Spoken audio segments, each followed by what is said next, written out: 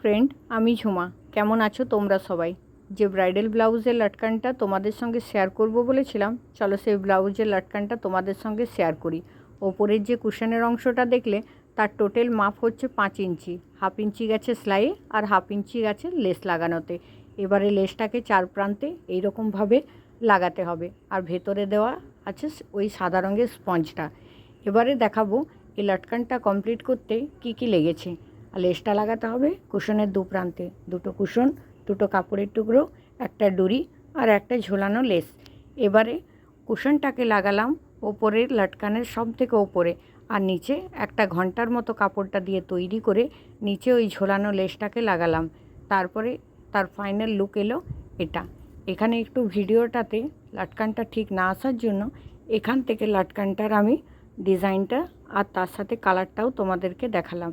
আর এই ব্লাউজের লটকানটা যদি তোমাদের খুব পছন্দ হয় তাহলে তোমরা আমার সঙ্গে যোগাযোগ করতে পারো। ঝুমা মণ্ডল নামে ফেসবুকে আমার একটা আইডি আছে, সেখানে গিয়ে মেসেঞ্জার থেকে আমাকে মেসেজ করে আমার কাছে এরকম ব্রাইডাল ব্লাউজের বুকিং করতে পারো। দেখো সেই চওড়া লেসের বানানো ব্লাউজ আর তার সাথেই লটকানটা কাস্টমারের তো খুবই পছন্দ হয়েছে। তোমাদেরই যদি পছন্দ হয় তো যোগাযোগ করতে পারো। Thank you.